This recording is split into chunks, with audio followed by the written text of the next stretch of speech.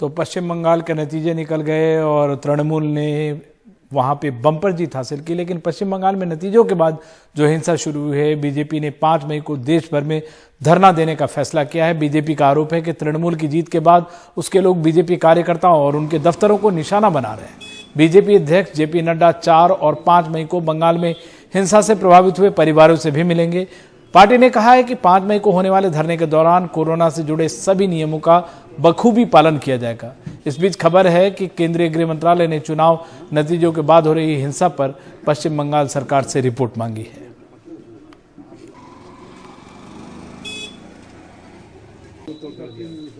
और पश्चिम बंगाल के अलग अलग जिलों से हिंसा की खबरें आई हैं। नॉर्थ परगना जिले के जगड्डार इलाके में हिंसा हुई। हिंसा पर बीजेपी ने आरोप लगाया कि टीएमसी के कार्यकर्ताओं ने तोड़फोड़ और मारपीट की है।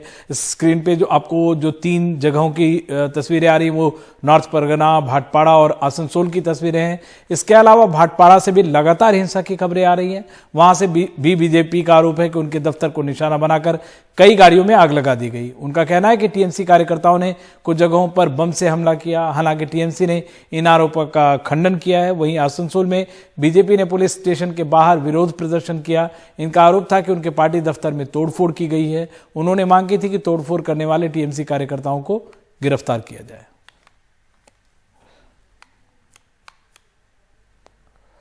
और यहां जो हिंसा हो रही है पश्चिम बंगाल में, उस पर मुख्यमंत्री ममता बनर्जी ने उन्होंने बीजेपी पे ही आरोप लगाया। उन्होंने कहा कि जो हिंसा हो रही है वो बीजेपी के कार्यकर्ता कर रहे हैं। इसके अलावा उन्होंने कहा कि फिलहाल प्रशासन मेरे पास नहीं है। सुरक्षा में जो अधिकारी हैं वो चुनाव आयोग द्वारा नियुक्त किए गए हैं और राज्यपाल ने और डीजीपी और कोलकाता के पुलिस कमिश्नर को बुलाकर हिंसा के बारे में जानकारी ली है। वो बिल्कुल सही है। I don't like any violence or anything, but why BJP is doing that? उसको कभी तो शर्म होना चाहिए। आपने अपने काडर्स को ऑर्डर किया है कि वो शांति बनाए। हम तो रैली नहीं किया है। आप देखो इतना जीत का बाद में भी बीजेपी इतना एट्रोसिटीज किया, सीएपीएफ इतना एट्रोसिटीज किया, इलेक्शन कमीशन इतना एट्रोसिटीज किया, उसका बाद भी मैंने बोला सब शांत रहे हो। सब 9 मई को हमारा रविंद्रनाथ टैगोर का जन्मदिन है, आप रविंद्र टैगोर का जन्मदिन बनाओ। ওনাদের অ্যাপয়েন্টেড ডিজি তো যেতেই পারে, সেটা তো উনি তো ওনারাই তো অ্যাপয়েন্টমেন্ট করেছেন। DG ADG law and order সব তো ওনারাই অ্যাপয়েন্টমেন্ট করেছেন। এখন যারা আছে তারা তো আমাদের অ্যাপয়েন্টেড কেউ নয়, এটা তো তাদের দায়িত্ব। দেখে থাকে ভালোই করেছে।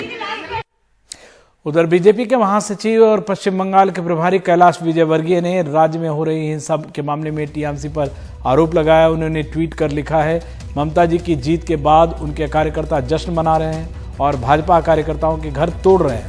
अब तक 9 से ज्यादा भाजपा कार्यकर्ताओं की हत्या हो चुकी है।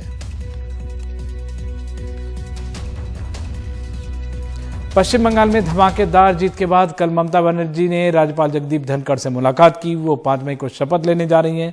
बंगाल में वो लगातार तीसरी बार चुनकर आई हैं और इस बार भी 2/3 बहुमत से उन्होंने ये जीत हासिल की है। हालांकि वो अपनी सीट जरूर हार गई हैं। कल ममता बनर्जी ने कहा था कि वो बदला लेने की राजनीति में भरोसा नहीं रखती। ये भी कहा कि लोग शांति बनाए रखें। हालांकि उन्होंने ये आरोप लगाया कि नंदीग्राम के पीठासीन अधिकारी जो हैं उनको दबाव में काम करना पड़ा। ये भी जोड़ा कि 2024 के लोकसभा चुनाव में बीजेपी को हराने के लिए सभी विपक्षी पार्टियों को साथ आना चाहिए।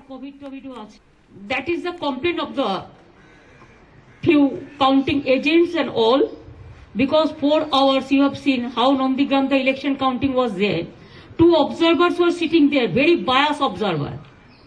They said anyhow Mamata Banerjee is to be defeated. What is this? They cannot stop me. Even I am telling you, they have got 78 some seats. Even they should not cost 50. It is because of election commission's contribution. तो corona के बढ़ते मामलों के बीच कई राज्यों में BJP का जो रथ है, विजय रथ, वो रुकता नजर आने लगा है। मध्य प्रदेश में दमोह के उपचुनाव में सत्तारूढ़ दल के उम्मीदवार राहुल सिंह कांग्रेस के उम्मीदवार अजय कुमार टंडन से 17,000 से अधिक मतों से हार गए। इस लड़ाई में कोरोना की वजह से राजनीतिक पार्टियों ने कई अपने नेताओं को भी खो दिया। कांग्रेस से पहली बार विधायक बने राहुल लोधी ने सत्ता जाते ही बीजेपी का रुख किया। लेकिन उपचुनाव में लगभग किसी भी राउंड में बीजेपी को आगे नहीं बढ़ा सके। यहां तक कि पूर्व वित्त मंत्री जयंत मलैया के वार्ड में दशकों बाद बीजेपी को हार मिली। राहुल सिंह अपने ही गांव के बूथ पर कांग्रेस के प्रतिद्वंद्वी से हार गए। उस समय दमोह की जनता ने हम लोगों पर विश्वास किया था, कांग्रेस पर विश्वास किया था, राहुल सिंह को जिता दिया। दमोह की जनता ने उसी विश्वास को पुनः दोहराया, अब उन्होंने अजय टंडन को जिता दिया। इस उपचुनाव को दमोह से केंद्रीय मंत्री प्रहलाद पटेल और पूर्व वित्त मंत्री जयंत मलैया के बीच छद्म लड़ाई के रूप में भी देखा जा रहा था। बीजेपी ने कांग्रेस से आए राहुल लोधी को टिकट दिया। इस उपेक्षा से मलैया खासे नाराज थे, लेकिन बाद में पार्टी ने मलैया को प्रचार के लिए मना लिया। जयंत मलैया ने दमोह विधानसभा सीट को 6 बार जीता, लेकिन 2018 में कांग्रेस के राहुल सिंह लोधी से लगभग 800 वोटों से हार गए। अब राहुल कह रहे हैं वो मलैया की वजह से हारे, मलैया कह रहे हैं राहुल अपनी वजह से हारे। मलैया परिवार ही पूर्ण रूप से चुनाव हराने का जिम्मेदार है। 17,000 वोट से अगर कोई हरा सकता है तो सिर्फ जनता हरा सकती है। जनता भारतीय जनता पार्टी के खिलाफ नहीं थी, परंतु भारतीय जनता पार्टी के उम्मीदवार के रूप में श्री राहुल लोधी जी के खिलाफ थी, संभवतः उनके दल बदल के कारण। वहीं पटेल ट्विटर पर भड़ास निकाल रहे हैं। ये चुनाव कांग्रेस जीत तो गई, लेकिन दमोह प्रभारी पूर्व मंत्री बृजेंद्र राठौड़ और महिला कांग्रेस की मांडवी चौहान कोरोना से जंग हार गए। दमोह से विजेता उम्मीदवार अजय टंडन सहित दमोह में प्रचार के बाद 100 से अधिक कांग्रेस और बीजेपी नेता कोरोना संक्रमित हुए। संक्रमित होने वालों में राज्यसभा सांसद दिग्विजय सिंह के अलावा शहरी विकास मंत्री भूपेंद्र सिंह भी शामिल थे। हालांकि सरकार का अब भी कहना है कि चुनाव को कोरोना से नहीं जोड़ना चाहिए। चुनाव से आप कोरोना को मत जोड़ो। मैं अकेला इस वक्त में नहीं हूँ। महाराष्ट्र में सर्वाधिक कोरोना था, सबसे ज्यादा मौतें हुई, कोई चुनाव नहीं था। छत्तीसगढ़ में सर्वाधिक कोरोना था, मौतें सबसे ज्यादा हुई, पर वहां कोई चुनाव नहीं था। राजस्थान में कोई चुनाव नहीं था, दिल्ली में कोई चुनाव नहीं था, पंजाब में कोई चुनाव नहीं था। ये ऐसा मत जोड़ो आप लोग। ये कोरोना चुनाव में आया जिस दिन राहुल गांधी की पश्चिम बंगाल की सभा फ्लॉप हुई। ये मध्य प्रदेश की जनता ने संदेश दे दिया है, लंबा संदेश दे दिया है कि खरीद फरोख्त अब चलेगी नहीं।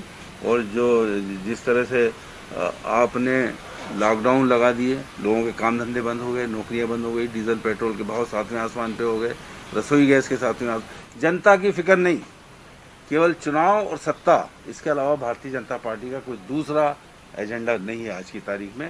जब पूरा प्रदेश कोरोना की वजह से लॉकडाउन की तरफ बढ़ रहा था, तब सरकार ने दमोह के बारे में ऐसा कोई फैसला नहीं किया। कहा ये उनके अधिकार क्षेत्र में नहीं। आज किसी को गद्दी मिली, लेकिन इसी उपचुनाव की वजह से किसी की दुखद मौत हो गई और हजारों लोग अपने घर कोरोना लेकर लौटे। भोपाल से कैमरा पर्सन रिजवान खान के साथ अनुराग द्वारी, एनडीटीवी इंडिया। इस वक्त बिहार से बड़ी खबर आ रही है। बिहार में 15 मई तक संपूर्ण लॉकडाउन का ऐलान किया है। मुख्यमंत्री नीतीश कुमार ने ट्वीट कर जानकारी दी है और इस पर ज्यादा जानकारी के लिए चल सकते हैं हम अपने सहयोगी मनीष के पास। मनीष, क्या जानकारी है? क्या ये जैसे प्रधानमंत्री ने कहा था कि ये आखिरी हथियार होना चाहिए राज्यों के लिए, लॉकडाउन जिस तरह से नंबर्स वहां पे बढ़ रहे हैं, ये लगता है ये आखिरी हथियार है। और इस बीच पंचायत चुनाव का पहले भी ऐलान किया गया था, मुझे लगता है पंचायत चुनाव भी अब आगे और टल जाएगा। देखिए, निश्चित रूप से पंचायत चुनाव तो टलेगा ही, लेकिन बिहार सरकार ने पूर्ण लॉकडाउन का फैसला इसलिए नहीं किया है कि स्थिति भयावह है, क्योंकि स्थिति भयावह यहाँ पर पिछले कई हफ्ते से है।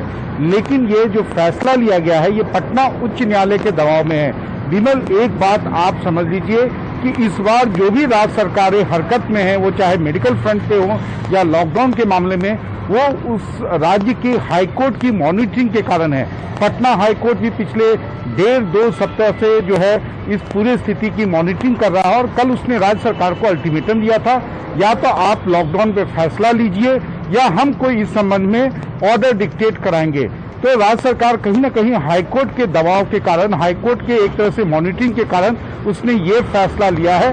हालांकि मैं आपको बता दूं कि बिहार में स्थिति जो है निश्चित रूप से भयावह बनी हुई है, क्योंकि यहाँ पर जो पॉजिटिविटी रेट है वो 12% से ऊपर है, जो कहीं से भी नॉर्मल नहीं कहा जा सकता है। बिहार के बारे में विमल हर व्यक्ति जानता है कि यहाँ पर जितनी जांच होनी चाहिए उतनी जांच, पर्याप्त मात्रा में जांच नहीं हो रही है, जांच की रिपोर्ट नहीं आ रही है, अस्पतालों में बेड का अभाव है, ऑक्सीजन का अभाव है, दवाएं नहीं मिल रही हैं। ऐसी स्थिति में इस पृष्ठभूमि में राज्य सरकार के पास लॉकडाउन लगाने के अलावा और कोई दूसरा विकल्प भी नहीं बचा था। विमल, बिल्कुल, और जिस तरीके से हम देख सकते हैं कि कई राज्य सरकारों में जहां पे हाई कोर्ट को एक्टिवेट होना पड़ा है और जो प्रधानमंत्री कह रहे थे कि आखिरी हथियार है, वो कई राज्यों में इस तरह की स्थिति कह सकते हैं मनीष, ये आखिरी हथियार था जिसे राज्य सरकार को करना चाहिए था, लेकिन कोर्ट ने किया है ये काम।